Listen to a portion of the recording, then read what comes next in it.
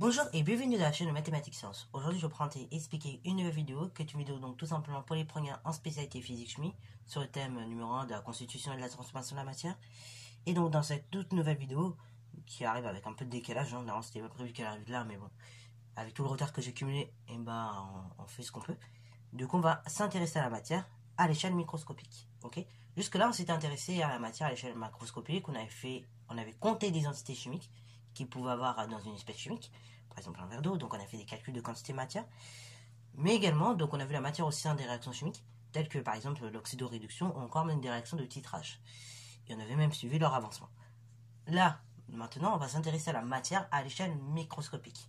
Alors, techniquement, cette vidéo, normalement, j'aurais dû en faire deux, parce que c'est un chapitre qui est souvent abordé en deux temps. C'est-à-dire, dans un premier temps, on explique vraiment la structure de la matière et éventuellement la polarité des molécules.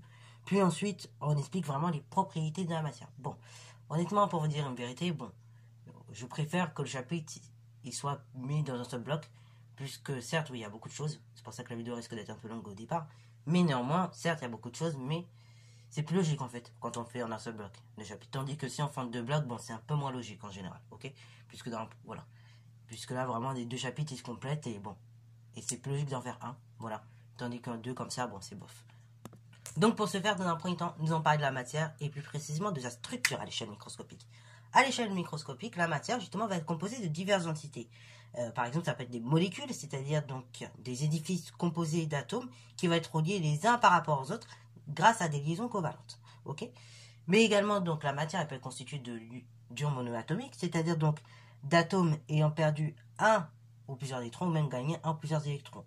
Et donc du coup, petit point également pour ceux qui n'auraient pas suivi, les atomes qui perdent un voire plusieurs électrons, ils vont être chargés globalement positivement. Donc c'est ce qu'on appelle des cations. Et les atomes qui gagnent un ou plusieurs électrons, globalement ils vont être chargés négativement. Et donc c'est ce qu'on appelle des anions. Ok. Oui, parce que du coup un atome de base c'est censé être neutre électriquement. Ok. Bravo. C'est pour ça que je me permets de vous faire cette petite remarque. Fermeture de la parenthèse. Donc revenons à la constitution de la matière. Et également la matière justement, pour en finir, elle peut être constituée avec des ions polyatomiques, c'est-à-dire un ensemble d'atomes qui va être reliés par des liaisons, mais des liaisons qui peuvent porter une ou plusieurs charges, ok, qui peuvent être positives ou négatives. Mais concrètement, justement, toutes ces entités que je viens de vous citer, que ce soit les molécules, les ions polyatomiques ou monoatomiques, ils sont constitués d'atomes. Et ces atomes eux-mêmes sont constitués d'électrons. Mais concrètement, justement, ça vous l'avez vu en classe de seconde, comment ces électrons vont-ils se répartir? Et bien en fait, ils vont être rangés, entre guillemets, sur des couches de valence, et suivant la structure électronique suivante. 1s, 2s, 2p, 3s, 3p. Ok. Je m'explique. Comment ça va marcher? En fait, dans un premier temps, les atomes, les électrons plus précisément, ils vont d'abord remplir la première couche. Ok. La AS. Ensuite, donc une fois que la AS est complètement remplie, les électrons vont donc se disposer sur la deuxième couche électronique, qui elle-même est subdivisée en fait en sous-couches. La sous-couche S et la sous-couche P. Dans la sous-couche S, donc dans la deuxième couche électronique, on accueille à nouveau 2 électrons. Une fois que c'est complètement rempli, donc dans la sous-couche P, on va accueillir jusqu'à 6 électrons. Et donc là, la seconde couche comme ça, elle est bien remplie. On continue de même avec la troisième couche électronique. Donc on remplit complètement la sous-couche S, 2 électrons. Et enfin, donc la sous-couche, donc tout simplement P, avec ses 6 électrons. Et par moment, bon là je vous en parle, mais c'est pas forcément dans le programme, pour des atomes dont le numéro atomique est supérieur à 18, donc c'est-à-dire pour des atomes comme l'uranium ou autre, et ben la sous-couche 3D peut être remplie, ok. Voilà.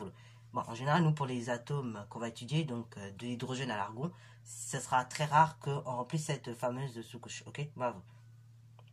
La dernière couche électronique qui va être remplie, d'ailleurs, c'est ce qu'on appelle la couche de valence. Ok. Et attention, ne confondez pas couche de valence et sous-couche. La sous-couche, bah, c'est une partie de la couche électronique. Tandis que la couche électronique, bah, c'est les deux sous-couches en général. Sous-couche S, sous-couche P. Sauf dans le cas de la première couche électronique, du coup, en fait, il n'y a qu'une sous-couche P. Il n'y a qu'une sous-couche S qui la constitue. Mais donc, voilà, la couche est l'ensemble des sous-couches, ok, si je peux dire ça comme ça. Tandis que la sous-couche est une partie de la couche, ok, si je peux dire ça de cette manière-là. Et justement, pour être stable, les atomes, qu'est-ce qu'ils vont pouvoir faire? Ils vont réaliser deux choses. Soit, dans le cas, par exemple, où on a des électrons en trop, en l'occurrence un ou deux électrons en trop, et bah, les atomes en question vont pouvoir être amenés à perdre ces un ou deux électrons afin d'atteindre la configuration électronique du gaz le plus proche, ok, du gaz noble le plus proche. Puisque oui, bien évidemment, bah, toutes les couches dans le cas des gaz nobles, donc celle qui est la dernière colonne, la 18e, et bah tout simplement, là, les gars, elles ont une structure plutôt stable. Toutes les couches sont parfaitement remplies, ok. Et également, dans l'autre sens, les atomes qui sont proches, dont le numéro atomique est proche d'un gaz noble, ok, voilà, par exemple, si je prends le chlore, et ben, il va lui manquer un électron afin d'atteindre le gaz noble le plus proche, donc l'argon. Dans ce cas-là, il va tendre à gagner cet électron pour former un ion, ok, voilà.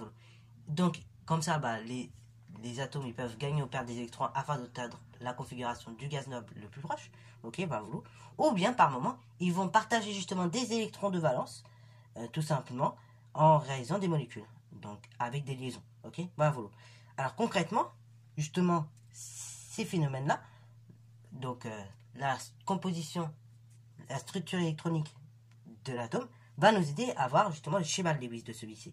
Le schéma de Lewis, on va partir de la structure électronique de l'atome. 1S, 2S, 2S, 2P, 3S, 3P, ok. Bon, il n'y aura pas 3D pour le moment, puisqu'on est seulement en classe de première. Et à partir de la structure électronique, on va partir des électrons de valence, ok. On va prendre les électrons de valence, donc les électrons qui remplissent la dernière couche. Donc, ça sera la sous-couche S et la sous-couche P également, de la couche électronique concernée. Et donc, lorsque, en fait, les électrons, ils seront jusqu'à 4, donc de 1 à 4, donc dans ce cas, ils sont célibataires, puis les électrons restants, donc au-delà de 4, ils vont s'ajouter aux électrons présents pour former des doublés non-lions, ok. Alors retenez-les bien parce qu'après, du coup, ces doublés non-lions vont en fait ne pas réaliser de liaison. C'est eux qui seront responsables d'un certain nombre de choses au niveau des molécules, ok, qu'on expliquera un petit peu plus tard. Alors du coup, dans le cas des molécules, si on veut justement réaliser le schéma de Lewis d'une molécule, dans un premier temps, il faut tout simplement réaliser le schéma de Lewis de chacun des atomes de la molécule. Ensuite, trouver l'atome central, celui qui fait le plus de liaisons, ok, donc en général, ça peut être le carbone, mais également l'oxygène. Et puis ensuite, relier tout simplement chacun des atomes, donc entre eux, autour de l'atome central, donc au niveau des électrons, ok. Alors également, parfois, il peut manquer des électrons, ok, enfin plus précisément des doublés, ok, donc dans le cas où il va manquer des doublés, que ce soit un atome, un ion ou une molécule, on va dire qu'il y a une lacune électronique. Bon, ça, on va pas spécialement trop l'utiliser, mais je vous le dis quand même. Et cette lacune électronique, on va la symboliser comme ça par un petit rectangle. Et dernier cas aussi, pour que vous soyez bien clair avec le schéma de Lewis, ne vous inquiétez pas, on se rentraînera aussi en refaire parce que je sais que l'année dernière, on n'avait pas eu le temps de le faire. Mais donc, dernier cas possible au niveau des schémas Lewis, par exemple, si on veut reprendre un ion en schéma Lewis, en fait, c'est le même schéma Lewis que pour l'atome concerné, mais juste, on met la charge positive ou négative au-dessus, ok, avec un tiron, bien évidemment. Alors, donc, maintenant, deuxième chose que nous avons évoqué, c'est la géométrie des entités. Et oui, parce qu'en fait, ok, d'accord, des atomes, par moment, ils vont s'associer entre eux pour former des molécules, ok, mais le problème qu'il y a, c'est que les doublés qui auront été formés, ils vont s'écarter les uns des autres le plus possible afin de minimiser les répulsions donc, entre les électrons. Parce que deux électrons, bien évidemment, ils sont tous les deux chargés négativement. Et donc, ça va se répulser comme ça. Et pour justement minimiser ces répulsions, les doublés s'écartent le plus possible les uns des autres. Alors du coup, on va avoir comme ça différentes géométries. Donc par exemple, une molécule peut adopter une géométrie dite tétraédrique, donc le cas classique du méthane. Donc c'est-à-dire qu'on va avoir l'atome central qui va être relié à 4 atomes différents. Également, elle peut adopter une géométrie dite triangulaire, c'est-à-dire que l'atome central va être relié à 3 atomes différents et sans doubler non liant. Très important. Ça veut dire que forcément, à un moment donné, on va avoir une liaison double. Ok, il y a un atome qui va avoir, entre deux atomes, on aura une liaison double. Ok. Après également, pour continuer, du coup, on peut avoir le cas d'un atome qui est relié à deux autres atomes sans doubler non liant. Donc du coup là, c'est une géométrie linéaire. Donc là, de même, on aura deux doublés. On aura un double doublé, ok, on aura deux doubles doublés, ok, on aura deux liaisons doubles, pour être rigoureux. Et après, on peut avoir le cas de la géométrie coudée, c'est-à-dire que l'atome central, il est relié à deux autres, mais avec deux doublés non liants. Et le cas de la géométrie dite pyramidale, l'atome central, il est lié à trois autres, mais avec un doublé non liant. Ok, bravo. Alors justement, à l'aide des géométries des molécules, on va pouvoir décrire la polarité d'une molécule. Mais pour décrire justement cette polarité qu'il peut avoir au sein de la molécule, il faut donc passer par une grandeur qu'on appelle l'électronégativité. On la note comme un X, on la note X, grand X. Et en fait, l'électronégativité donc d'un atome, c'est quoi? C'est la capacité qu'un atome va attirer vers lui les électrons d'une liaison donc d'un autre atome. Ok. Et cette grandeur, on a notre grand X et elle n'a pas d'unité. Et en fait, pour déterminer dans un premier temps, pour déterminer si on a une molécule polaire ou pas polaire, on va donc déterminer si on a des liaisons polarisées. Pour ce faire, donc, on va prendre deux atomes A et D de la liaison. Et donc, on va tout simplement calculer la différence d'électronégativité. Alors là, je vous ai mis valeur absolue, mais en fait, C'est pas plus compliqué que ce que je vous montre là. En fait, vous prenez l'atome avec la plus grande électronégativité, vous retirez donc l'électronégativité de l'autre atome, et si cette différence est inférieure à 0,4, dans ce cas-là, c'est-à-dire que la liaison n'est pas polarisée. En revanche, la différence, elle est supérieure à 0,4, dans ce cas-là, la liaison est polarisée, et donc là, on va voir la présence de charges partielles qu'on appelle, ok. Des charges partielles, c'est des delta moins, delta plus que vous voyez là, ok, qui sont d'ailleurs en minuscules, comme vous pouvez le voir. C'est pas les delta comme vous avez l'habitude de les voir en maths, ok, là c'est le delta minuscule. Et donc en fait, l'atome le plus électronégatif, on va lui mettre une charge partielle négative, delta moins, et l'atome donc avec la plus petite électronégativité, on va lui mettre une charge partielle positive, delta plus, ok, bravo. Donc ainsi, de ce fait, pour déterminer si une molécule est polaire ou pas polaire, donc si cette molécule ne possède pas de liaison polarisée, on dirait qu'elle est apolaire, donc elle n'est pas polaire. Et si les positions moyennes des charges, donc des charges partielles, sont confondues, donc il y a un barycentre, dans ce cas-là, en fait, tout simplement, la molécule est apolaire également, ok, puisque les charges partielles positives et négatives, elles vont se confondre dans la même point, donc en fait, ça s'annule globalement. Et donc, on a une molécule apolaire. Et en revanche, sinon, dans ce cas-là, la molécule est polaire. Si ces deux conditions-là, elles ne sont pas vérifiées, on a une molécule polaire. Donc, la plupart du temps, pour vous aider, pour la deuxième condition, que les positions moyennes soient identiques, les positions moyennes des charges partielles, en général, la plupart du temps, ce sera dans le cas tout simplement de géométrie dite linéaire. Dans le cas d'une géométrie linéaire, c'est la seule géométrie pour laquelle, justement, les positions moyennes des charges partielles positives et négatives est identique. Sinon, dans les autres cas, dans les autres géométries, ce sera très rare qu'on ait des charges partielles dont les positions moyennes sont identiques. Ok, voilà. Mais quand vous avez une géométrie, comme vous pouvez le voir pour le dioxyde de carbone linéaire, dans ce cas-là, en général, les positions moyennes des charges partielles est identique. Ok. Alors, maintenant qu'on a essayé de comprendre c'était quoi concrètement la polarité d'une molécule, on va essayer de comprendre maintenant les interactions qu'il peut y avoir au sein de la matière. Et ça nous permet d'expliquer la cohésion qu'il peut y avoir au sein des solides. Et oui, comment l'expliquer? Déjà, on va définir deux types de solides. On a les solides ioniques et les solides moléculaires. On va aller très rapidement sur les solides ioniques parce qu'en fait, on avait un exemple en enseignement scientifique dans le chapitre des cristaux, qui est le chlorure de sodium. Donc, un solide ou bien cristal ionique, qu'est-ce que c'est concrètement? C'est un empilement régulier et neutre, globalement, d'anions et de cations. Ok, bravo. Donc, il est neutre en termes d'électricité. Et donc, c'est un empilement régulier et donc également ordonné d'anions et de cations dans l'espace. Et donc, ce qui va permettre la cohésion de ce solide, c'est tout simplement en fait par des interactions électrostatiques, donc qui sont attractives, qui vont remporter sur des interactions électrostatiques répulsives. Je m'explique. Pourquoi? Parce qu'en fait, la distance que vous allez avoir entre deux éléments de signe contraire est plus proche que la distance que vous allez avoir entre deux éléments de signe identiques, ce qui fait que l'attraction va la remporter sur la répulsion. Ok, bravo. Parce que du coup, ces deux interactions se font à la même intensité, mais comme la distance est plus élevée pour la répulsion, dans ce cas-là, la répulsion va avoir plus de mal à se faire que l'attraction. Et donc, du coup, ça va être finalement la présence d'interactions électrostatiques, donc entre tout simplement les cations et les anions, qui va permettre la cohésion du solide ionique, ou bien du cristal ionique. Dans le cas plus précisément des solides moléculaires, là c'est un petit peu différent. Déjà, qu'est-ce que c'est qu'un solide moléculaire? Parce qu'on a du mal à se représenter ça dans nos têtes. Un solide moléculaire, donc c'est un solide composé de molécules qui vont être agencées de façon régulière et tout simplement ordonnée dans l'espace. Ok. Globalement, il est électriquement neutre, et donc la cohésion de ce type de solide va s'expliquer par deux types d'interactions. Pour l'ensemble des molécules, donc les interactions de Van der Waals, ok, bravo, qui sont du coup des interactions électrostatiques entre les nuages électroniques, en fait, bravo, la plupart du temps qui sont attractifs du coup, et donc en général la portée de ces interactions-là est très courte, ok, bravo. C'est ce qu'on appelle également des interactions faibles. Et donc pour le cas des molécules polaires, c'est l'attraction entre les charges partielles positives et négatives qui va permettre la cohésion du solide moléculaire, ok, bravo. Tandis que dans le cas des molécules apolaires, c'est un petit peu plus complexe. Je m'explique. En fait, le nuage électronique d'un atome il est déformable, ok. Et lorsque celui-ci, tout simplement, va se déformer en s'approchant d'une autre molécule, on va voir l'apparition de charges partielles, d'une part positive et d'une part négative, ok. Et de ce fait, dans ce cas-là, les charges partielles de signe contraire vont s'attirer, et cela va expliquer tout simplement la cohésion du solide. Et pour certaines molécules, pas toutes, on va voir également la présence de liaisons hydrogènes. Donc ces liaisons hydrogènes, là il s'agit d'interactions tout simplement toujours attractives, qui va s'établir entre un atome d'hydrogène et un atome donc de forte électron, et donc deux atomes, donc un de forte électronégativité et un autre qui est également de forte électronégativité. Et donc, qu'est-ce qui va se passer? Il va se passer qu'en fait, on a un atome de forte électronégativité qui est lié à l'hydrogène. Et un autre atome de forte électronégativité également, qui est lié à l'hydrogène. Donc, ça va être le cas, par exemple, de l'oxygène, l'azote, le fluor et le chlore. Ok?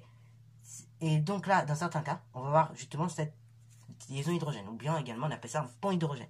Ok? Lorsque tout simplement j'ai un atome d'hydrogène qui est lié à un atome de forte électronégativité, et donc un autre atome, et que cet atome d'hydrogène est également lié à un autre atome donc de forte électronégativité, et bien dans ce cas-là, j'ai une liaison hydrogène.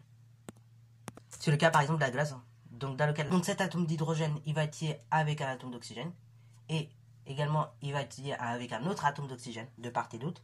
Et ces deux atomes-là, ils sont de forte électronégativité, comme on l'a dit tout à l'heure. Et donc, on va avoir là, comme ça la présence d'un pont hydrogène, ok, ou bien d'une liaison hydrogène, ok, qu'on appelle aussi liaison H pour les plus intimes. Alors également, avant-dernière des choses qui va permettre d'introduire à l'extraction liquide-liquide, c'est tout simplement la notion de dissolution. Alors, du coup, vous avez remarqué, donc depuis la 6e, qu'il y a certains solvants qui ne sont pas solubles dans certaines solutés, et qu'il y a certains liquides qui ne sont pas miscibles dans d'autres liquides. Et bien en fait, c'est dû justement à la polarité de la molécule qui constitue le liquide ou le solide. Je m'explique. Des solides ioniques vont être facilement solubles dans des solvants polaires, ok, puisque ces solides ioniques, et ben ils sont chargés, ils ont des charges partielles, ok, bravo. Ils sont chargés électriquement parlant. Et concernant les solides moléculaires, bah du coup les solides moléculaires qui sont donc polaires vont être facilement dissous dans des solvants polaires, tandis que les solides moléculaires apolaires vont facilement se dissoudre dans des solvants donc apolaires. Ok, bravo. Et cela justement va nous permettre d'introduire maintenant l'histoire d'extraction liquide-liquide. Donc l'extraction liquide-liquide, concrètement à quoi ça nous sert? Bah ça nous sert à extraire un liquide d'un autre liquide. Par exemple, je sais pas moi, je veux extraire de la menthe de l'eau, ok? Parce que de l'eau à la menthe ça se mélange bien. L'eau et la menthe ça se mélange bien, et moi je vais extraire la menthe de l'eau. Bon, ça peut arriver. Donc concrètement, qu'est-ce qui va se passer? Il va nous falloir la présence d'un autre solvant, d'un solvant qu'on appelle extracteur. Ce solvant extracteur, donc il faut qu'il soit non miscible avec le solvant initial, ok? Et il faut que le soluté présent donc dans le solvant initial soit plus miscible dans le solvant extracteur que dans le solvant de départ. Donc concrètement, si je veux extraire la menthe de mon sirop là, de mon eau sirotée, et ben dans ce cas-là, il faut déjà que le soluté que je vais utiliser, le solvant que je vais utiliser, qui va permettre d'extraire la menthe du sirop, donc soit non miscible avec l'eau. Et il faut non seulement que la menthe soit plus miscible, soit plus soluble plutôt, plus miscible dans le solvant que je vais introduire que dans l'eau de départ. Ok, bravo. Alors comme on parle de soluté, en général on parle de soluble. Ok, bravo. Et donc du coup, une fois que j'ai ces deux conditions-là réunies, que du coup le solvant extracteur est non miscible dans le solvant de départ et que le soluté de départ est plus miscible dans le solvant extracteur que dans le solvant de départ, et bien dans ce cas-là, je vais pouvoir réaliser l'extraction liquide-liquide. Et donc, pareil, quand je réalise l'extraction liquide-liquide, on va observer deux phases, une phase supérieure, une phase inférieure. Et là, faites bien attention au niveau des phases, ok? Et pareil, on va reparler de la représentation d'ampoule dans un exercice, mais faites bien attention. La phase supérieure, ça va être la phase où le liquide sera le moins dense. Et la phase où le liquide est le plus dense, c'est la phase inférieure. Et le solvant extracteur, il sera toujours avec forcément le soluté qu'on a extrait, ok? Et donc le liquide de départ, le solvant de départ, il sera tout seul. Ok, voilà. Toujours bien faire attention à cette chose-là aussi. Et puis dernière chose que je voulais vous dire, et puis la vidéo sera terminée puisqu'elle est déjà assez longue. Concernant donc l'extraction liquide-liquide, parfois on va voir la présence justement de plusieurs solutés qui vérifient les conditions, de plusieurs solvants qui vérifient les conditions que je viens d'énumérer. On va prendre deux conditions en compte, telles que la température d'ébullition, il faudra qu'elle soit la plus faible, mais également, tout simplement, celui qui est moins nocif. Ok, voilà. Une fois que j'ai pris ces deux éléments-là en compte, et ça va me permettre de choisir correctement le solvant extracteur. Au cas où si j'en ai plusieurs, qui vérifient le fait que le solvant extracteur est moins miscible et pas du tout miscible dans le solvant de départ, et qu'en plus le soluté qui est à extraire est plus miscible dans le solvant extracteur que dans le solvant de départ. Ok, voilà. Donc sur ce, c'est la fin de cette vidéo. J'espère qu'elle t'a plu. Si c'est le cas, n'hésite pas à la liker, commenter et bonne histoire en mathématiques et en sciences.